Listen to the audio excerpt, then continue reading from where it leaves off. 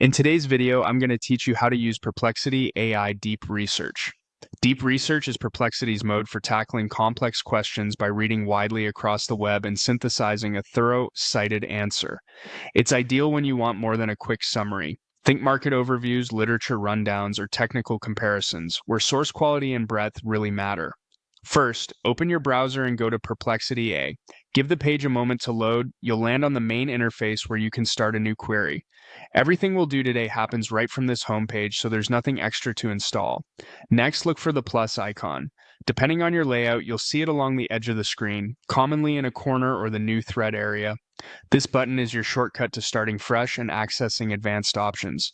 A single click opens the panel where you can pick the mode you want. From there, choose Deep Research. Selecting this mode tells Perplexity to go beyond a single response and instead run a more rigorous investigation. Behind the scenes, it searches multiple sources, follows citations, compares perspectives, and compiles evidence. Because it does real digging, expect a more methodical process and ultimately a more comprehensive result with citations you can review.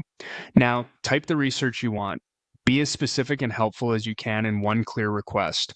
State your goal, include relevant context like the time frame or region, and name any constraints that matter to you, such as preferred formats or particular angles you care about.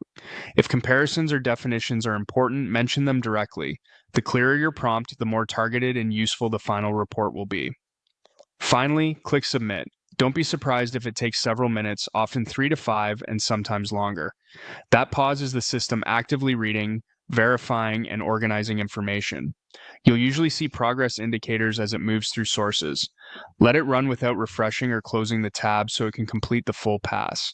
When it finishes, you'll receive a structured answer that typically includes sections, key findings, and linked references you can open to verify claims or go deeper.